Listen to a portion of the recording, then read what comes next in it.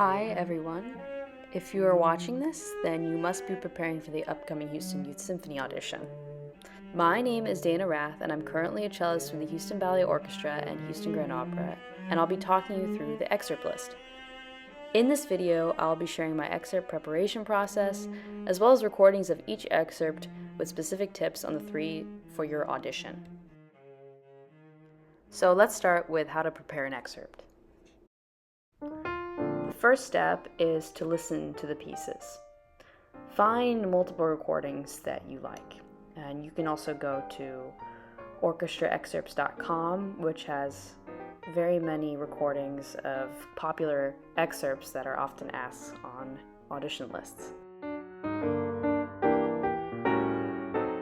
When I'm listening, I take note of the character of the piece, what the other sections of the orchestra are playing, as it may affect the way that I play, and also watch for bowings or fingerings that I could possibly implement in my own playing.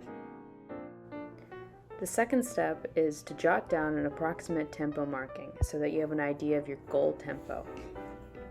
A quick side note on this is that if you're playing an excerpt that is particularly fast, such as the excerpt from Dvorak's Slavonic Dances, I strongly urge you not to play it completely at concert tempo like you will hear in recordings. That is to say, don't play it at a tempo where you feel out of control or like you're on the verge of rushing. So, play a little under concert tempo so that you can feel more in control and can play cleanly and steadily. Step 3. Finger and bow the part. This step is often overlooked, but I believe it might be one of the most crucial components to playing a good audition. Try to create fingerings that are reliable and musical. If it's too difficult, then change it. Try tailoring it to yourself. The same goes for bowings. Write bowings that give you enough space to play with the sound that you need. Here are screenshots of the fingerings and bowings that I used. Consider using them as a starting place for when you begin learning the excerpts. Step 4. Start practicing, slowly. Begin by setting your metronome to about half the tempo or lower. Then, as you feel more comfortable, start raising the tempo slowly in small increments until you get to your goal tempo. Another thing I like to do is subdividing using the metronome so I can really learn to play steadily.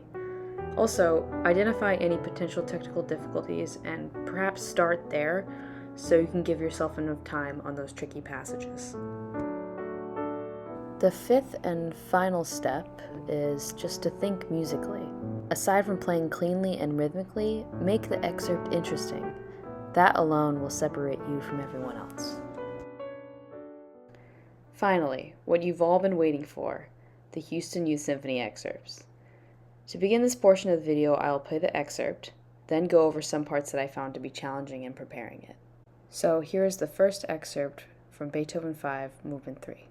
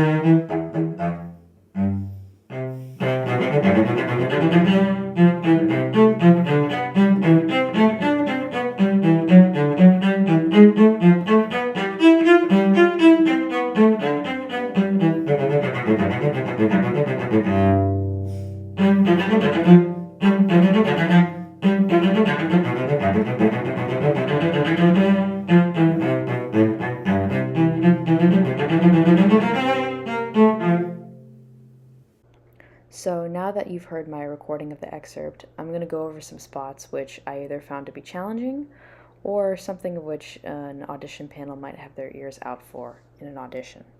The first challenge that I encountered was playing legato at the very beginning because of all the string crossings. In order to remedy this, I recommend preparing your right elbow by lifting or lowering it before each crossing. Also, you may have noticed in my recording that I had divided some of the slurs. Now, you do not have to do this, but I found that it increased my probability of having a decent sound.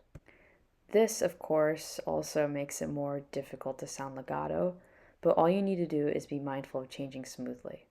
It's fine to change bowings if it helps your sound and doesn't change the character of the piece. Immediately following this section, I caught myself a few times wanting to crescendo early because of the repeated slurred figure. Any audition panel worth their salt will be listening carefully for dynamics, so don't get excited early. Let the anticipation build for the upcoming peak a few measures later. Another challenge I had was playing in tune in measures 68 through 71, 114 to 118, and 150 to 153. So pay particular attention to those sections and practice them under tempo, and possibly also with a tuner. Here in measures 90 to 96, we have another potential dynamic pitfall. In this section with the sforzandos, it may be tempting to accent the final C in bar 96, even inadvertently.